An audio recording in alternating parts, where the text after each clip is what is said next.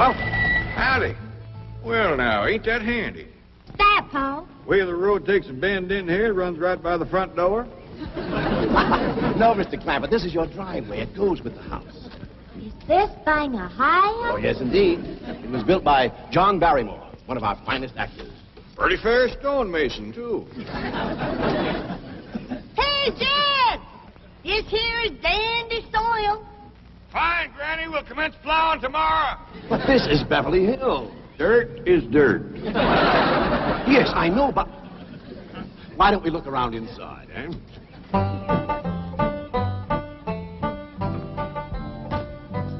Well, here we are. I hope you're going to like this place I picked out for you. It may be a trifle larger than what you're used to, but I feel a man with $25 million in my bank should live in a manner that... Come in, this is your home.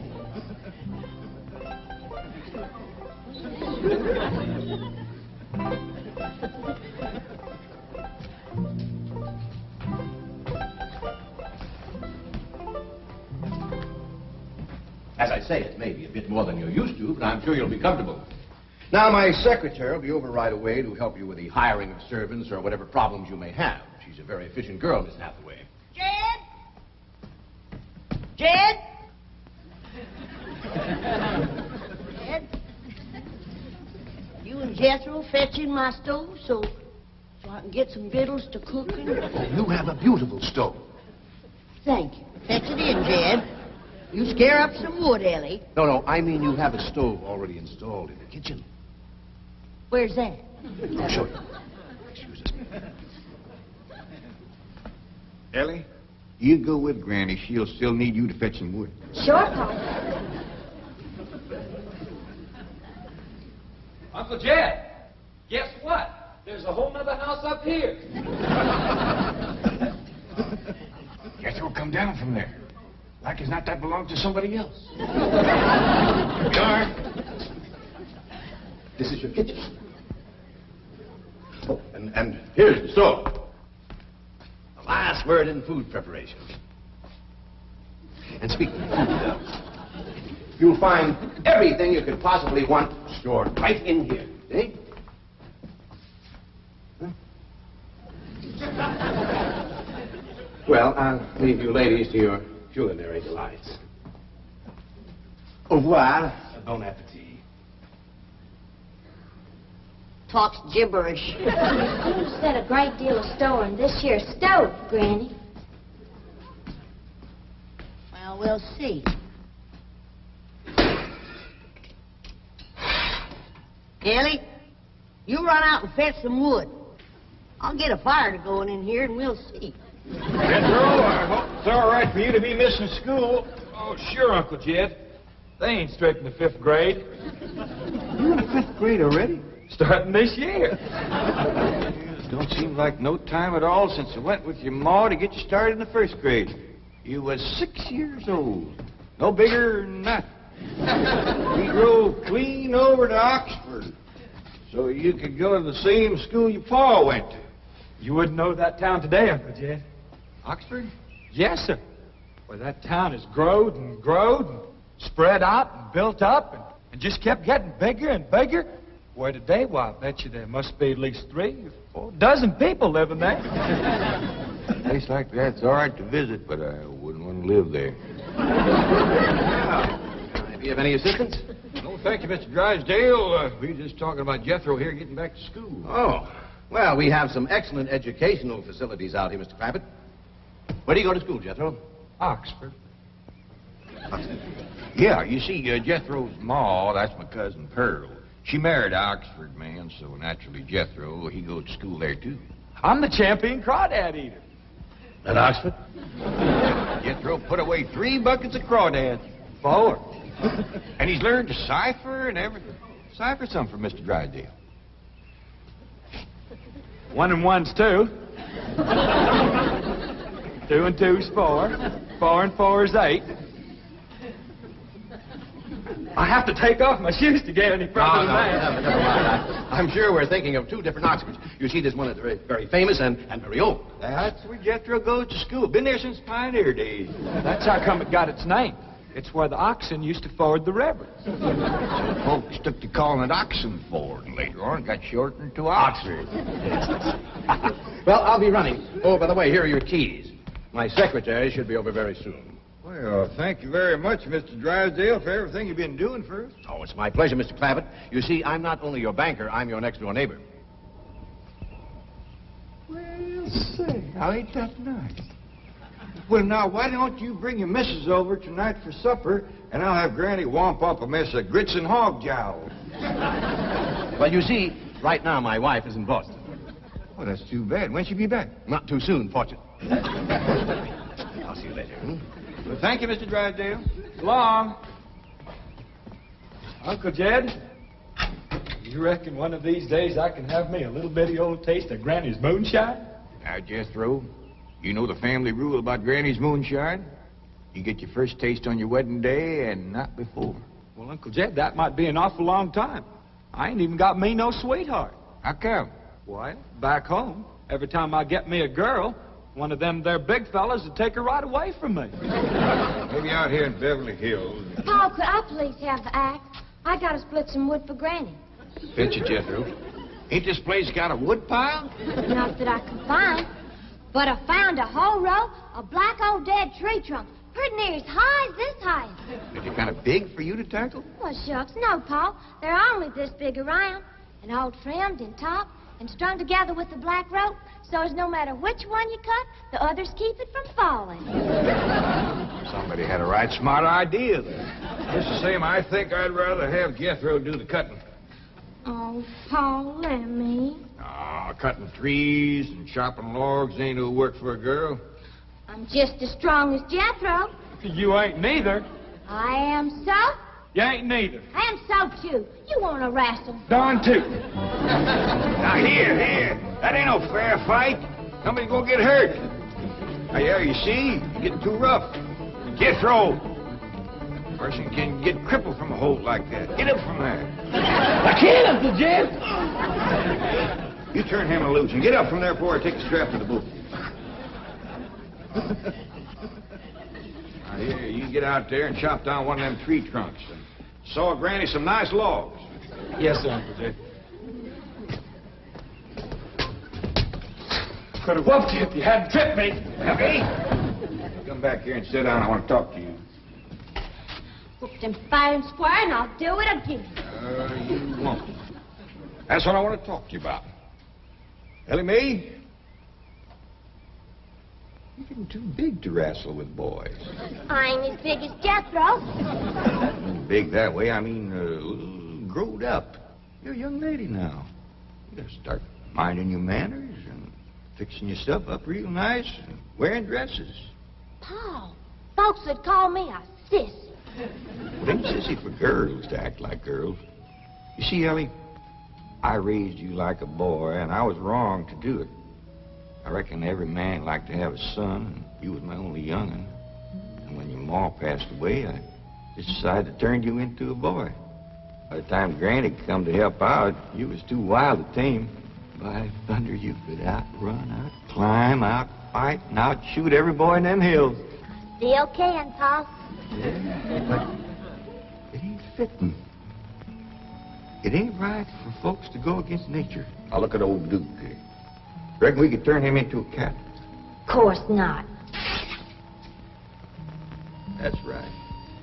Because nature made him into a dog. It's the same way nature made you into a girl. Here lately, she's getting more and more positive about it. You mean my ears is grown? No, nothing like that.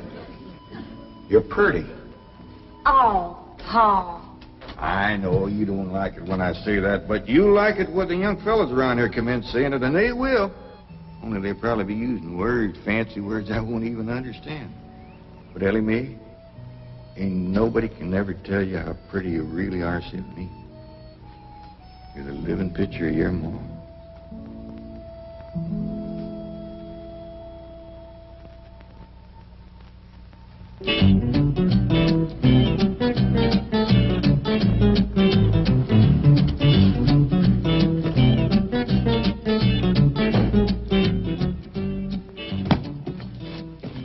You still here? I thought you were going up to the Clampett estate. I didn't think it prudent for us both to be absent simultaneously.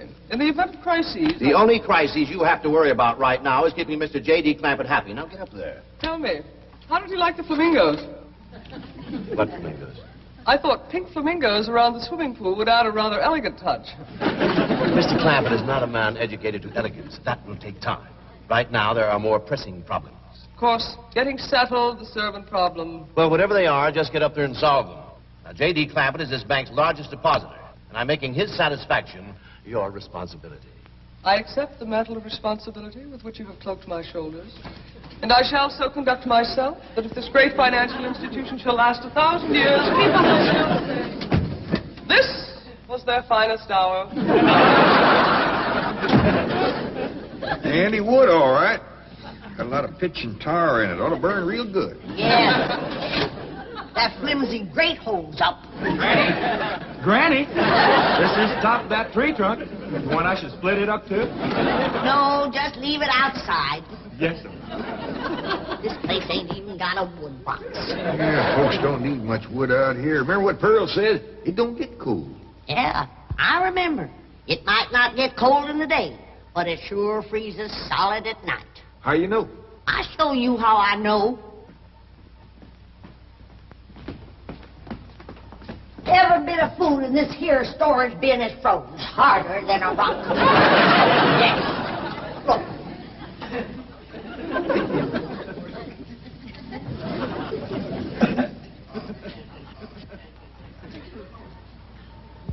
Mighty thin-skinned hog.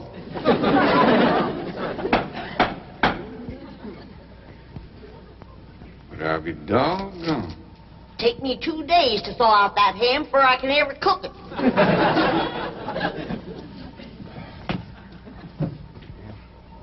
People ought to know better than store food up against the north wall. Tomorrow we'll dig us a root cellar and we put all this stuff in it. Jethro, go on out there and catch us a chicken. Okay, Uncle Jed.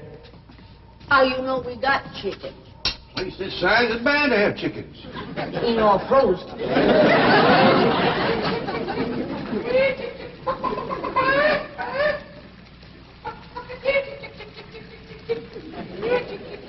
Chick, chick, chick, chick, chick, chick, chick.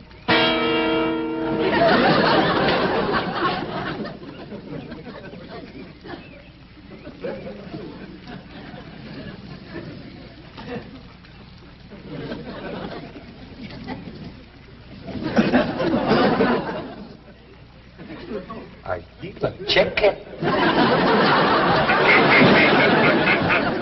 Here's that bucket. You want it? You take it, Ellie. See if you can find a creek. I gotta have some water. You know a pump on this place? It ain't even got a well. Uncle Jed, Uncle Jed. Yeah, boy. Did you find a chicken? I found something. I ain't sure if it's a chicken, a goose, a duck, or what. Where is it? I couldn't catch it. That thing can outrun a jackrabbit. There ain't no goose or duck. Must be a chicken. If it is, Ma was right about things growing bigger out here. That thing was this high. A chicken? Ah, Jethro. Honest, it's got legs this long. Divvy's on the drumstick. Drumstick ain't much. Whoever gets that neck is eating from now on. It commences here and runs plumb up to here. You ain't forgot what I said about Granny's jug of liquor. I ain't been to Granny's jug. You have your in first. Honest, cross my heart. Where'd you see this chicken? Down by the cement pond. Cement pond. Uncle Jed, that pond is the fanciest thing you ever did see. Why, they are steps. So's the cattle can walk right down into it and get a drink. And up at one end, there's a lady standing there made out of rock. And she's a-pouring water out of a jar right into that cement pond. Oh. Well, that's how come that big old pink chicken to get away from me. Flew right over the top of that there rock lady, landed in that pond, and swam like an otter. Just flapping them big old pink wings and hollered. What color did you say that chicken was? It's pink. Ain't I told you that stuff would stunt your growth? Miss Granny, I didn't touch a drop. You and me is going to the woodshed. Jethro, you swear to be telling the truth? So help me, Jefferson Davis. You take your hat off when you speak of the president. He ain't president no more. I'll have no Yankee talk in my kitchen. Now, Jethro, you and me is going back out there and corner that chicken. Granny, you get your fire to going. Ellie Mae, you sweep up out front and keep your eyes open for that Miss Hathaway. I'm counting on her to take you in hand and get you in the right kind of clothes. Come on. Chicken.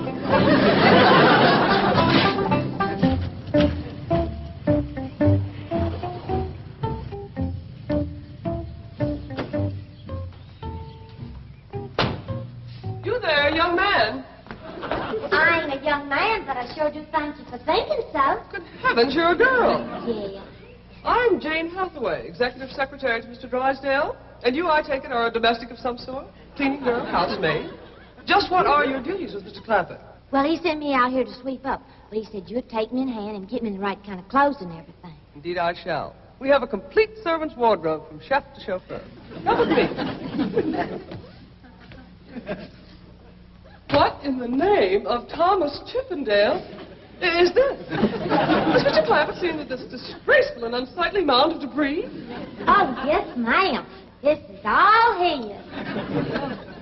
Oh, what charming antiques. Just like you said, Jethro. Rock lady pouring water into a cement pond. Yes, sir. And over there's where I seen that great big pink chicken. Only thing is, it don't sound like a chicken. It makes a kind of hollering noise.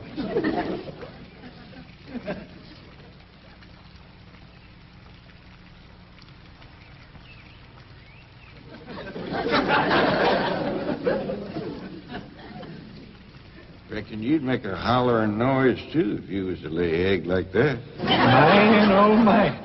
That's what I call an egg. And you won't have to worry about food now. Wait till she cooks this.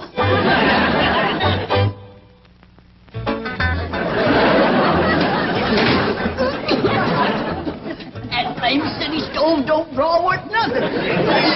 Granny, look at this egg. What's all the smoke? Stove don't work. Probably just a stuffed-up flue. Ain't got a flue, ain't even got a stovepipe. Well, I'll get the shovel and a hoe and rake it out of there. Here, you keep this egg.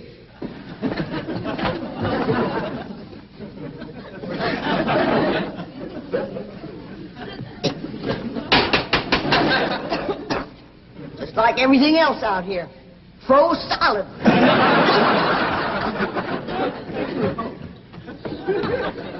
Really, my dear, you look quite charming. Well, I feel like a dead blamed fool. Oh. Just a moment. Get something, I'll be right back. Oh, that was my Pa. I take it he's a gardener. Oh, yes, ma'am. Pa just can't wait to commence gardening. Perfect. However, as though I admire his enthusiasm, I must forbid him access through the main entrance. Now, tell me about the rest of the staff. Is there a chauffeur? A what? Someone who does the driving. Oh, yes, ma'am. That's Jethro. Of course, I don't reckon he can stay around very long. He's got to get back to Oxford and go to school. Oxford? He attends Oxford University? Well, he just calls it school. Pa went to school there, too. Oh, yes. Old school time. Great pride, those Oxford men.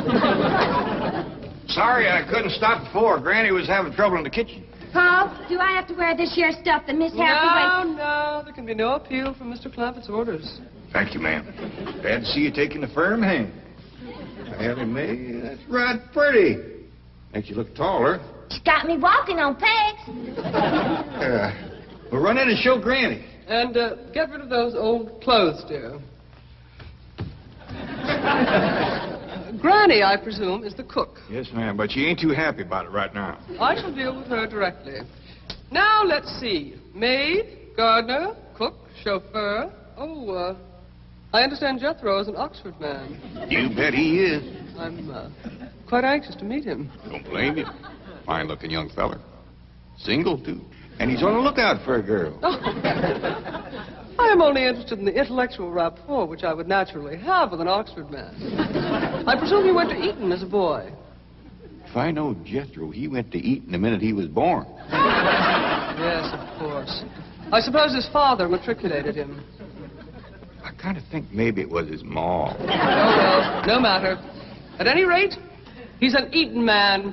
That he is. Matter of fact, Jethro won the eating championship.